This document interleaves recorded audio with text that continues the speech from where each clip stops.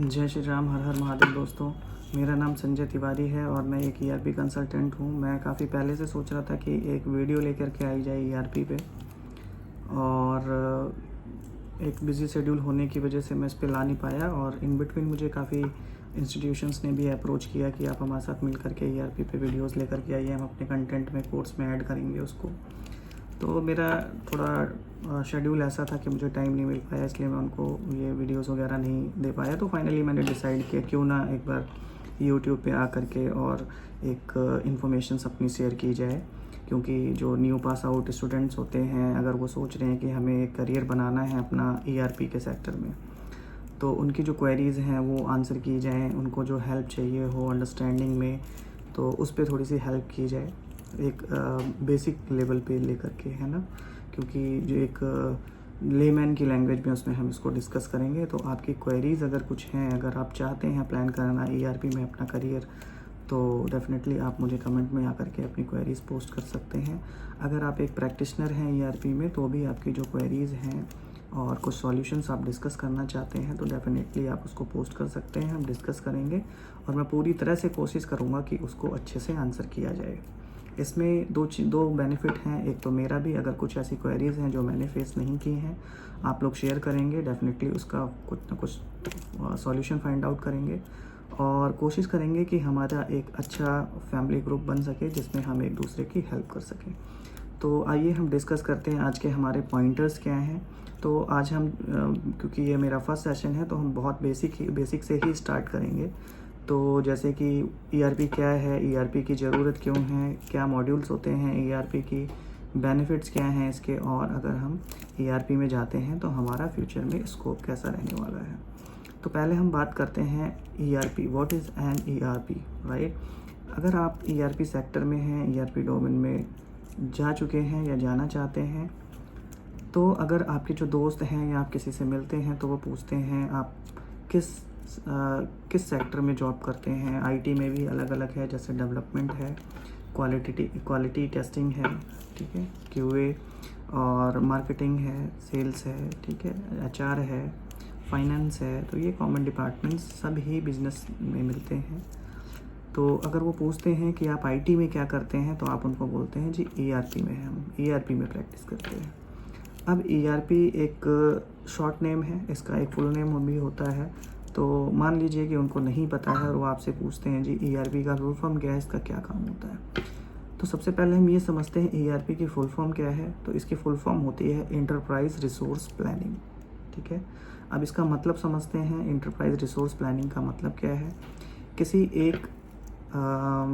एक बिजनेस में, ठीक है, किसी एक इंटरप्राइज में, मीन्स कि इंटरप्राइज मीन्स एक बिज़नेस कर रहे हैं आप कोई, तो उसमें जो भी रिसोर्सेज यूज़ होना है, क्योंकि एक बिज़नेस अगर आप करते हैं तो आपको अलग अलग रिसोर्सेज की ज़रूरत पड़ती है। जैसे एचआर, तो एचआर क्या होता है, इसको हम बोलते हैं ह्यूमन रिसोर्सेज, ठीक है। जो आपके एम्प्लॉयज़ हैं उनको मैनेज करते हैं। मीन्स कि अगर रिक्रूटमेंट करनी है, किसी की रिटायरमेंट है, किसी को डिसमिस करना है ना, उनके सैलरीज़ को देखना, उनके एम्प्लॉयज़ के बेनिफिट्स को देखना, तो ये एक सेक्शन होता है आपका, तो इसको बोलते हैं एचआर डिवीज़न, ठीक है।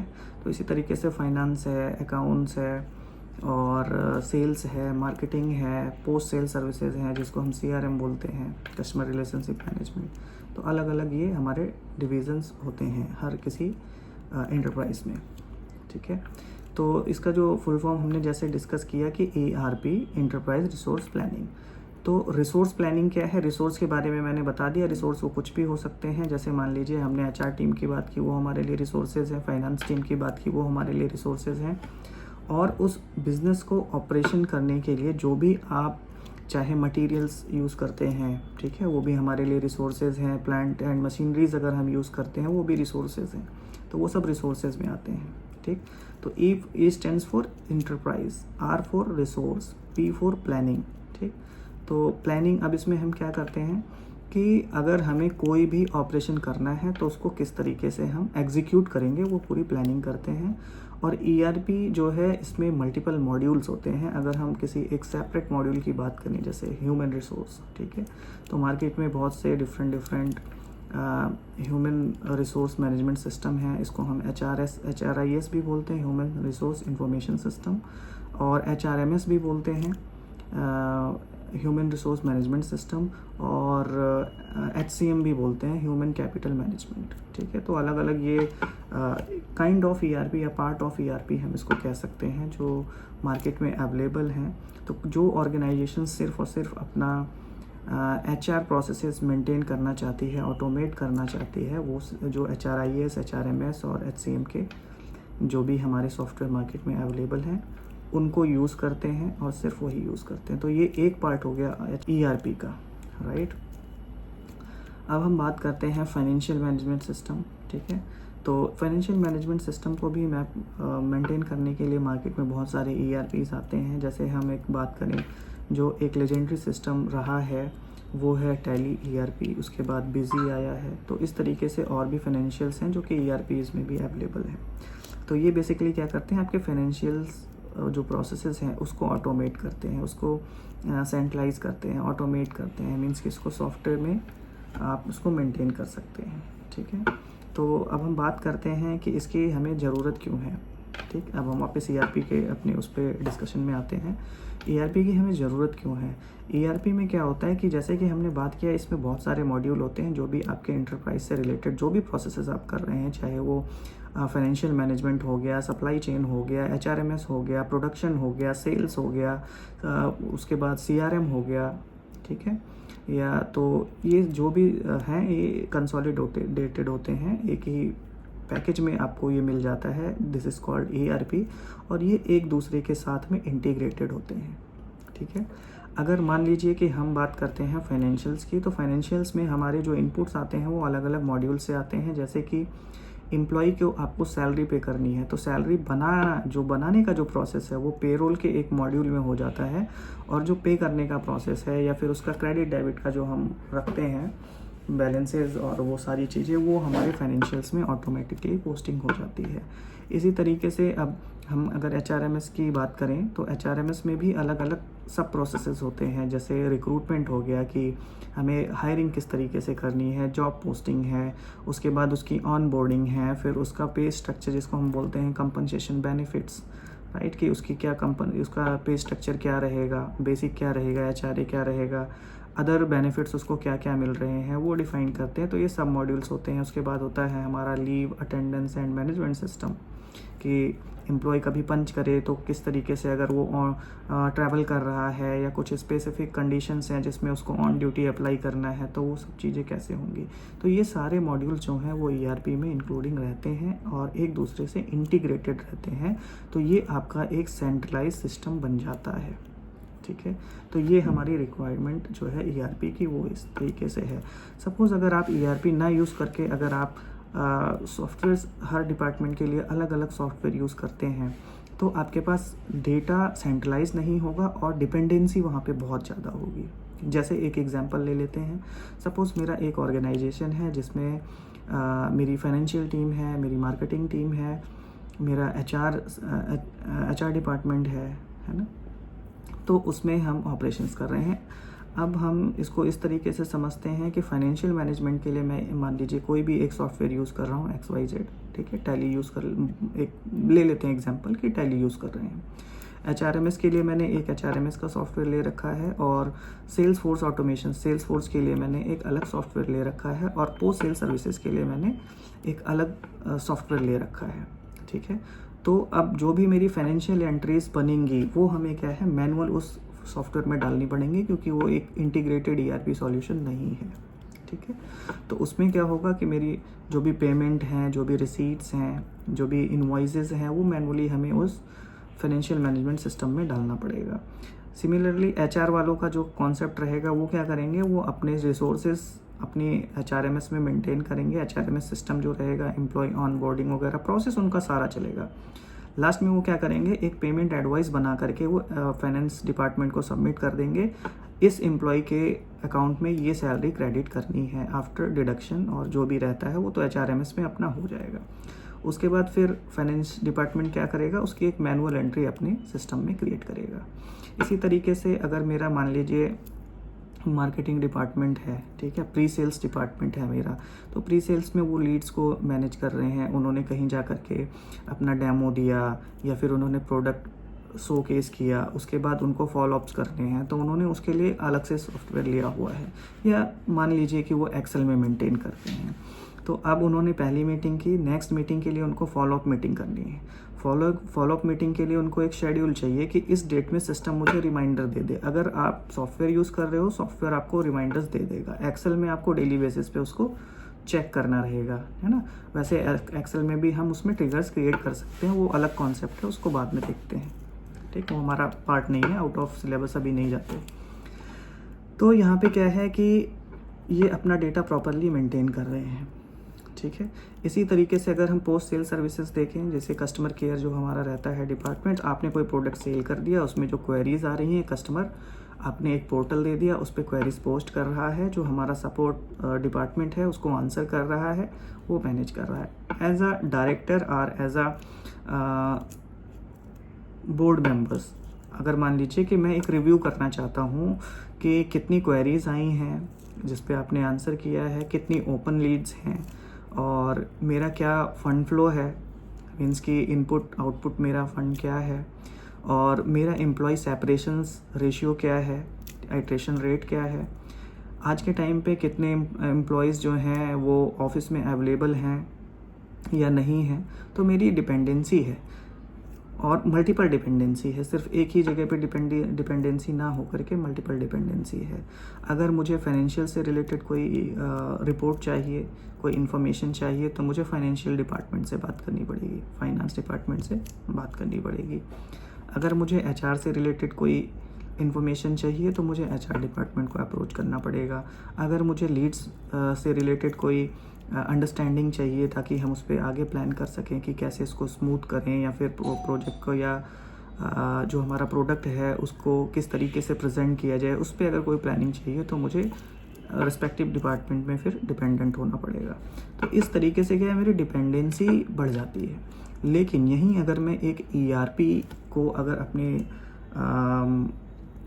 इम्प्लीमेंट करता हूँ अपने ऑफिस में या फिर अपने एंटरप्राइज़ में, तो मेरी डिपेंडेंसी किसी पे भी नहीं होगी, मैं इंडिविजुअल रहूँगा और मैं सिर्फ एक क्लिक से अपनी रिपोर्ट्स को देख सकता हूँ। अगर मुझे फाइनेंशियल स्टेटमेंट्स देखनी है तो मैं फाइनेंशियल स्टेटमेंट फाइनेंस मॉड्यूल में जा करके वहाँ पे फाइनेंशियल स्टेटमेंट जनरेट करके देख सकता हूँ क्या इनफ्लो आउटफ्लो रहा है, और एज ऑन डेट मेरा पोजीशन क्या है, फंड पोजीशन मेरी एज ऑन डेट में क्या है, करंट सिस्टम, ठीक है। तो यहाँ पे उसमें हैसल फ्री वर्क होगा। इसी तरीके से अगर HRMS से रिलेटेड कोई मैं डेटा देखना चाहता हूँ, मैं उसको नेविगेट करूँगा रिस्पेक्टिव जो रिपोर्ट्स हैं, और मुझे रियल टाइम डेटा वहाँ मिलेगा, और वहीं से ही मैं इजीली देख पाऊँगा कि कितने एम्प्लॉयज़ ऑफिस आए हैं, कितने लोगों ने पंच किया है, कितने लोग अपसेंट हैं, या रिलेवेंट इन्फॉर्मेशन। अगर मैं चाहता हूँ कि मुझे देखना कि हमारे जो डायरेक्टर्स हैं उनका बर्थडे कब है, उनकी एनिवर्सरीज़ कब हैं, हम उनके लिए कुछ सरप्राइज़ प्लान करें, तो बिना किसी को बताए हम उसको वहाँ से एक्सेस करके वो सारी चीज़ें कर सकते हैं। बट अदर हैंड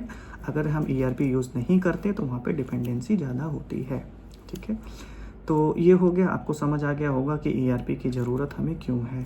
तो मेन क्या है कि इसमें ERP के अगर हम और भी बेनिफिट्स की बात करें तो ये एक सेंट्रलाइज्ड डेटाबेस होता है, जहाँ की हम किसी एक एंटरप्राइज लेवल पे, मान लीजिए एंटरप्राइज हम किसको, ग्रुप को कह रहे हैं, जैसे ABC ग्रुप हमने बना दिया, तो ये इम्प्लीमेंटेशन जो होगा उसका एक जो हेड ऑफिस होगा वहाँ इम्प्लीमेंट करेंगे।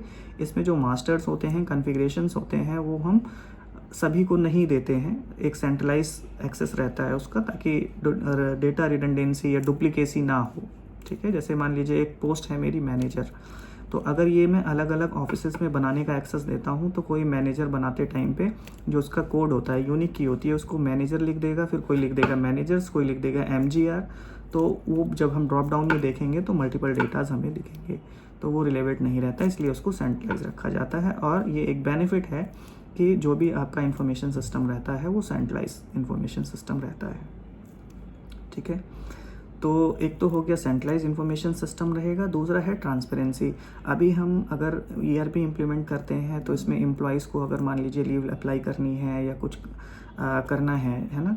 तो अगर मान लीजिए कि हम सिर्फ HRMS की बात करते हैं, तो HRMS में अगर हम उसको ESS दे देते हैं, ESS means employ self services, अगर उसको दे भी देते हैं, वो अप्लाई कर भी देता है, तो हो सकता है कि ये इन्फॉर्मेशन प्रॉपरली हर डिवीज़न में डिपार्टमेंट को रूट ना हो सके। लेकिन अगर हमारे पास एक इंटीग्रेटेड सिस्टम है, ERP है, तो वो इन्फॉर्मेशन हम रिलेवेंट पर्सनस को, रिलेवेंट ऑफिसर्स को, डेजिग्नेटेड ऑफिसर्स को अगर शोकेस करना चाहते हैं तो हम शोकेस कर सकते हैं, जिसमें आपको डिफरेंट टाइप के अलर्ट्स एंड रिमाइंडर्स भी मिल जाते हैं।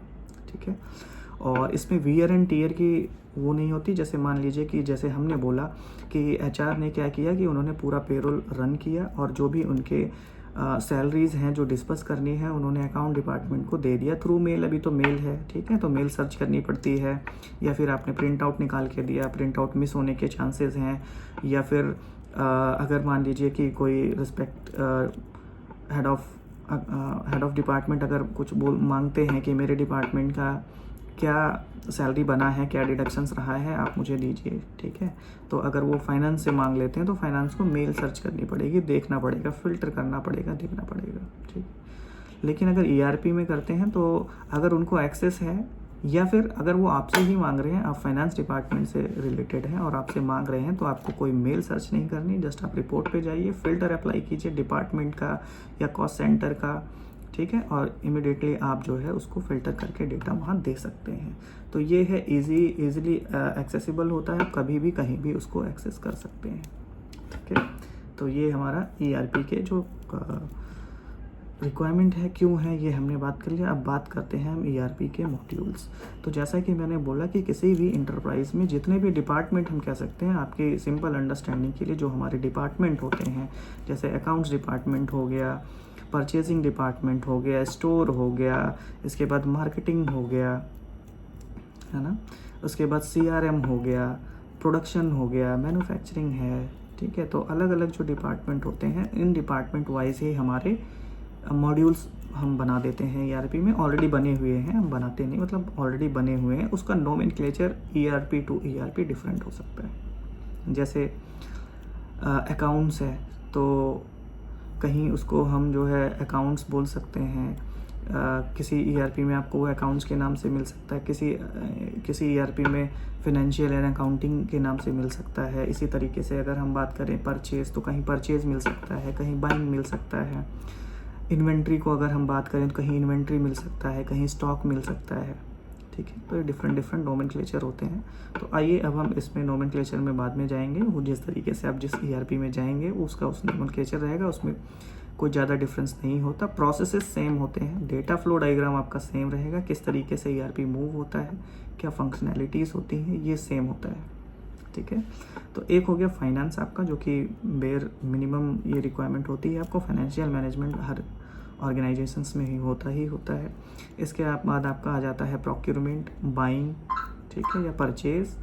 तो ये तीनों एक ही चीज़ हैं जिससे आप किसी मटेरियल को बाय करते हैं। जैसे मान लीजिए कि आपकी छोटी ऑर्गेनाइजेशंस है, बट स्टाफ्स के कंजम्पशन के लिए आप जैसे टी, कॉफ़ी, ये सब चीज़ें बाय करेंगे, स्टेशनरीज बाय करेंगे, तो उससे आप परचेज़ कर सकते हैं। उसमें आप ट्रैक कर सकते हैं कि हमने परचेज़ ऑर्डर, आप वहाँ से परचेज़ ऑर्डर जनरेट करके वेंडर को देंगे, उसने सप्लाई की, आप रिसीव करेंगे और उसके बाद आप स्टॉक मेंटेन करेंगे। वो आपका प्रॉपरली मेंटेन करने के लिए ये रहता है। इसके बाद हमारा इन्वेंट्री है। जब आपने परचेज़ कर लिया तो उसको जहाँ आप रखते हैं उसको हम बोलते हैं इन्वेंट्री या स्टोर। ठीक है, 100 आइटम्स अगर आपने रिसीव की हैं, आपके स्टॉक में चली गई, आप उसको इशू करेंगे। जैसे मान लीजिए कि मैंने एक पेन और एक डायरी किसी को इशू किया, तो सिस्टम क्या करेगा, उसको डेबिट करता रहेगा, वहाँ पे उस एम्प्लॉय का नेम आप उसको टैग कर सकते हैं। ये इन्वेंट्री हो गया। अब हम बात करते हैं CRM की, कस्टमर रिलेशनशिप मैनेजमेंट। अगर आपका कोई प्रोडक्ट है, आपने उसको सेल कर दिया, उससे रिलेटेड जो क्वेरीज आ रही हैं वो वहाँ पे अगर एम्प्लॉय ने कस्टमर को कस्टमर पोर्टल दिया हुआ है, वहाँ क्वेरीज पोस्ट करेगा, आप देख सकते हैं, रिपोर्ट निकाल सकते हैं और उसका फिर आंसर कर सकते हैं, क्वेरीज को क्लोज कर सकते हैं। प्रोडक्ट से रिलेटेड अगर हम बात करें, आपका जो प्रोडक्ट है, आपने इन्वेंट्री मेंटेन की। किसी भी प्रोडक्ट को बनाने के लिए पहले आप रॉ मटेरियल्स खरीदेंगे, जो कि परचेज मॉड्यूल के थ्रू आएगा। उसके बाद वो मटेरियल आएगा तो स्टॉक में जाएगा, स्टोर में जाएगा, वहाँ रखा रहेगा, फिर आप उसको प्रोडक्शन में कंज्यूम करेंगे। प्रोडक्शन एक प्रोसेस है, एक मॉड्यूल है, जहाँ पे आप उसका BOM बनाते हैं, बिल ऑफ मटेरियल, कि आप जो प्रोडक्ट बनाने वाले हैं उसको, प्रोडक्ट को बनाने के लिए कौन सा मटेरियल कितने क्वांटिटी में कंज्यूम होने वाला है। ठीक है, इस तरीके से आप सेटअप करते हैं तो प्रोडक्शन हो गया आपका। प्रोडक्शन के बाद फिर वो आपकी फिनिश गुड एंट्री में जा कर के मटेरियल जो फिनिश्ड प्रोडक्ट है वो फिनिश्ड गुड मटेरियल आपका वेयर हाउस में जाकर जाता है और फिर आप वहाँ से सेल्स करते हैं सेल्स मॉड्यूल के थ्रू। तो ये आप देख रहे हैं जो भी अभी हम डिस्कस कर रहे हैं ये सब इंटीग्रेटेड है।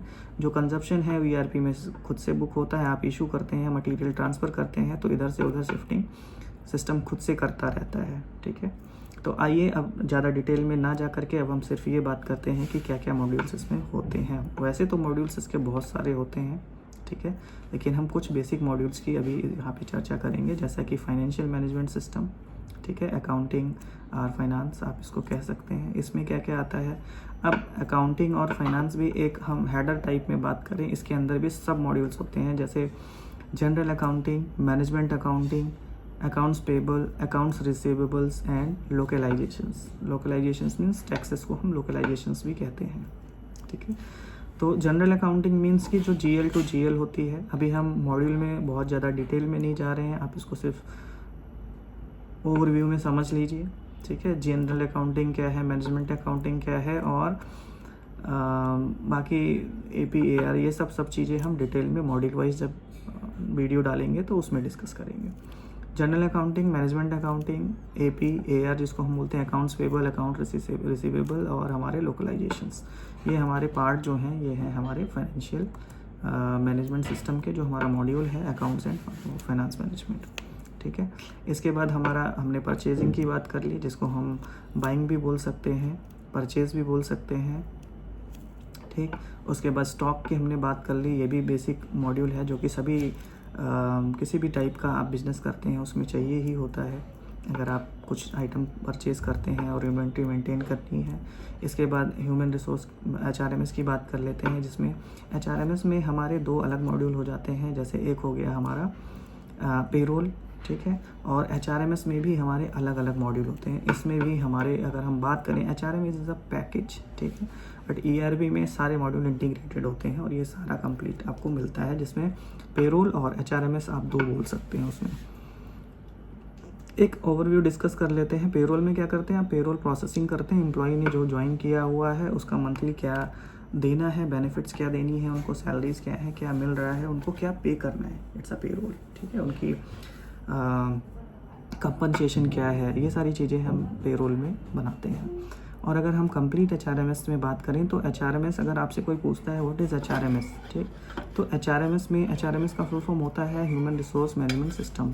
HRIS है ह्यूमन रिसोर्स इंफॉर्मेशन सिस्टम, ठीक है, HCM है ह्यूमन कैपिटल मैनेजमेंट सिस्टम। सब एक चीज़ है, कुछ डिफरेंट नहीं है, इसमें मॉड्यूल्स का ही हेर फेर है और कुछ नहीं। ठीक है, तो इसमें अगर हम HRMS की डेफिनेशन अगर हम जानना चाहें कि HRMS क्या होता है, किसी को अगर बताना है और वो कहता है कि भाई आप मुझे HRMS समझा दीजिए क्या है, तो सिंपल कहना है इट्स अ H2R और R2R प्रोसेस। मीन्स ये H से R तक का प्रोसेस है या R से R तक का। अब H2R क्या है, हायर टू रिटायर, ठीक है, और R2R क्या है, रिक्रूटमेंट टू रिटायर। दोनों सेम चीज़ें हैं, मैंने सिर्फ H को R से रिप्लेस कर दिया और R को H से रिप्लेस कर दिया, दोनों सिनेरियोस में दोनों सेम है। मैंने ये क्यों बोला है, क्योंकि आप अगर किसी से बात करते हैं तो अगर वो आपसे कहता है कि R2R सिस्टम की बताइए या फिर H2R सिस्टम बताइए तो आप कंफ्यूज ना हो। ठीक है, तो ये हमारी 2 चीज़ें हो गई। अब आप समझ सकते हैं कि अगर आपने कोई एक बिज़नेस सेटअप किया है, आपको रिसोर्सेज की रिक्वायरमेंट है, तो आप सबसे पहले क्या करेंगे, रिक्रूटमेंट करेंगे, ठीक है, या फिर हायर करेंगे, दोनों सेम चीज़। अब वो उसको हायर कर लिया, उसकी कंपनसेशन डिफाइन करेंगे, उसको बताएंगे कि आपको मंथली या ईयरली क्या लीव्स मिलेंगी, क्या पे आउट्स मिलेंगे, आपको क्या डिडक्शंस होंगे। उसके बाद वो काम करने लगेंगे, तो काम करने के बाद जब उनकी सैलरी जाएगी, एक रियल नॉर्मली एग्जांपल लेते हैं, जब उनकी सैलरी जाएगी उनके अकाउंट में, हो सकता है आपने कुछ डिडक्शंस किए जो उनको नहीं समझ में आ रही, उस टाइम पे वो आपको क्या करेंगे, क्वेरीज करेंगे। तो वो क्वेरीज जो रहेंगी वो आपके लिए हो गई ग्रीवांसेस। ठीक, तो इस तरीके से फिर ग्रीवांसेस करेंगे, आप उसको रिप्लाई करेंगे, देखेंगे, 1 साल बीतेगा, उनका रिव्यू करेंगे, रिव्यू के बाद उनका अप्रेजल होगा, उनकी सैलरी रिवीजन होगी। ऐसे ही काम करते करते जब मान लीजिए उन्होंने 35 साल आपकी ऑर्गेनाइजेशन में जॉब किया, या फिर 30 साल किया या 25 साल किया, एक्स बोल देते हैं इसको, आपने एक पर्टिकुलर टाइम तक उन्होंने किया।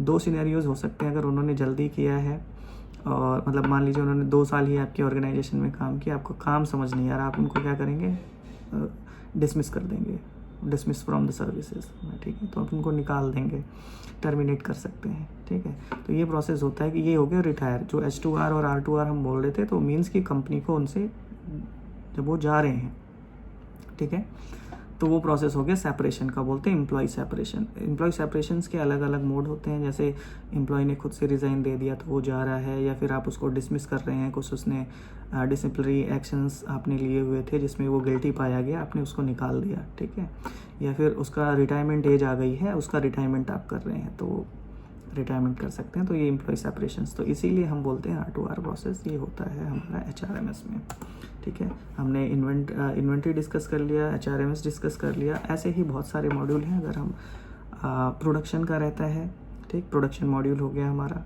इसके बाद फिर हमारा, अगर आप रियल एस्टेट में जाएंगे तो रियल एस्टेट में आपका सेल्स मॉड्यूल होता है, ठीक है, इंजीनियरिंग मॉड्यूल होता है जिसमें पूरा कंस्ट्रक्शंस का पूरा BOQ वगैरह बनता है, फिर जो सप्लायर होता है, वेंडर होता है, सब कॉन्ट्रैक्टिंग का प्रोसेस होता है, वो किसी रियल एस्टेट वाले हम सेशन रखेंगे तो उसमें प्रॉपर डिटेल में डिस्कस करेंगे, ठीक है।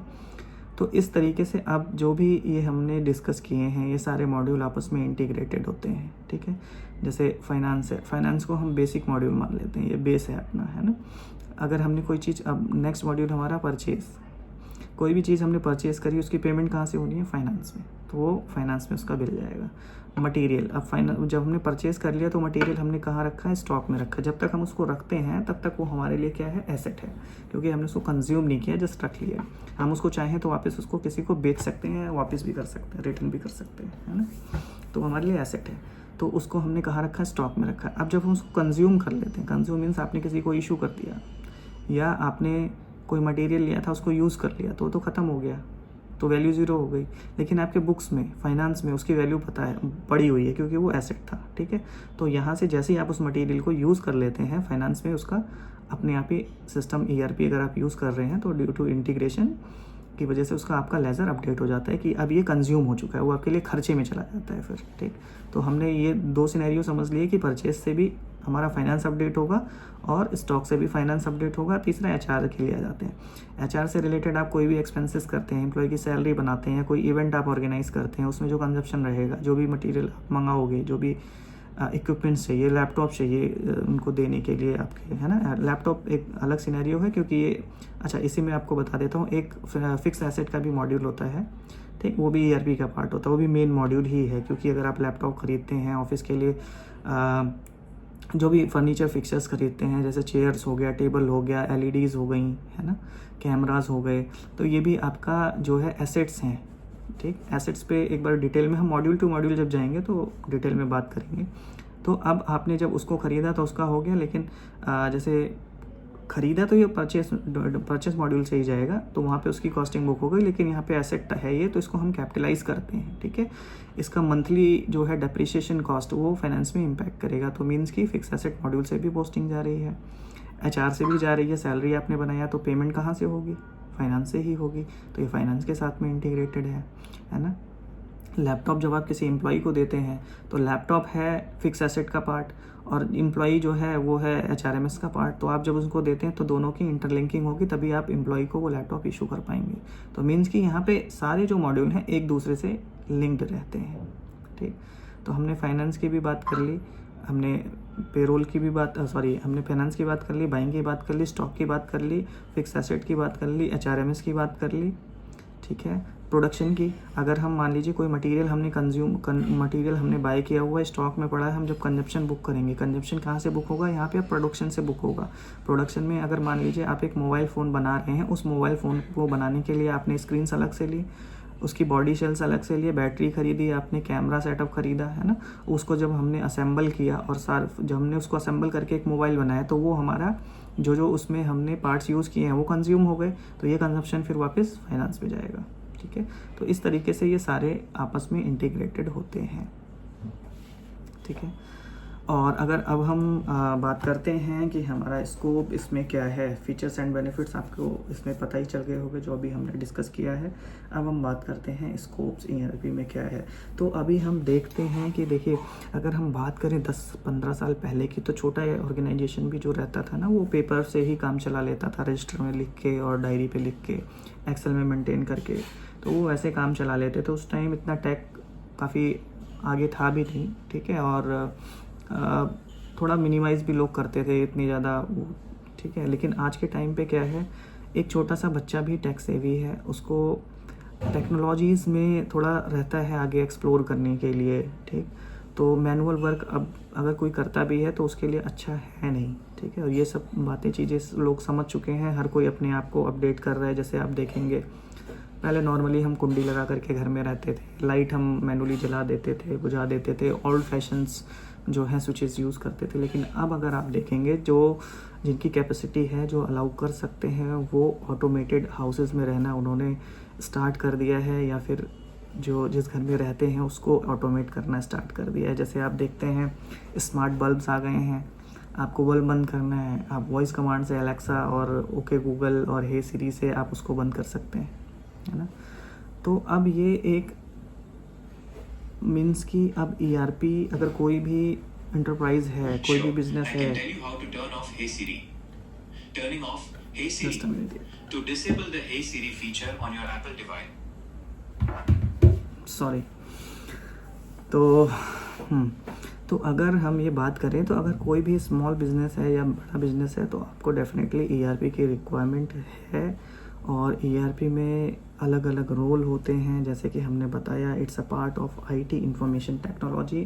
तो यहाँ पे मार्केटिंग टीम है, सेल्स टीम है, इम्प्लीमेंटेशन टीम है, डेवलपमेंट टीम है, क्वालिटी क्यूए टीम है, क्वालिटी एनालिसिस जो होते हैं हमारा क्वालिटी क्यूए टीम, ठीक है। तो क्वालिटी चेक करने के लिए आपने जो डेवलपमेंट किया है वो सही है या नहीं है, यूज़ केसेस प्रॉपरली क्रिएट हो सकते हैं या नहीं हो सकते, तो वो हो गया। इम्प्लीमेंटेशन टीम है एंड प्रोजेक्ट मैनेजर है। तो इस तरीके से बाकी डिपार्टमेंट में जो हायरार्की रहती है वैसी ही रहती है, सिर्फ डेजिग्नेशन चेंज होते हैं। यहाँ पे काम सारा हम वही करते हैं, ठीक है। तो ये था आज एक शॉर्ट, बिकॉज अब वीडियो बहुत ज़्यादा लंबी हो जाएगी, तो इससे आगे हम डिस्कस नहीं करते। आप लोग बताइएगा नेक्स्ट टॉपिक आप क्या डिस्कस करना चाहते हैं, मुझसे क्या चाहते हैं ईआरपी से रिलेटेड, तो हम उस पर डेफिनेटली वीडियो बनाएंगे। और नेक्स्ट वीडियो मेरी जो आएगी वो आएगी हमारी फाइनेंशियल मैनेजमेंट सिस्टम पे, फाइनेंस एंड अकाउंटिंग में। उसमें हम डिस्कस करेंगे किस तरीके से बाइफिकेशन होता है, लेजर्स कैसे बनते हैं, क्या होते हैं, ईआरपी में किस तरीके से होते हैं, क्या अंडरस्टैंडिंग होती है, कौन से किस टाइप के लेजर्स का क्या प्रोविज़न रहता है, उसको हम आगे डिस्कस करेंगे, ठीक है। आई होप कि ये वीडियो आपके लिए काफ़ी इन्फॉर्मेटिव होगी, आपको हेल्प करेगी। Thank you so much. जय हिंद, हर हर महादेव, जय श्री राम।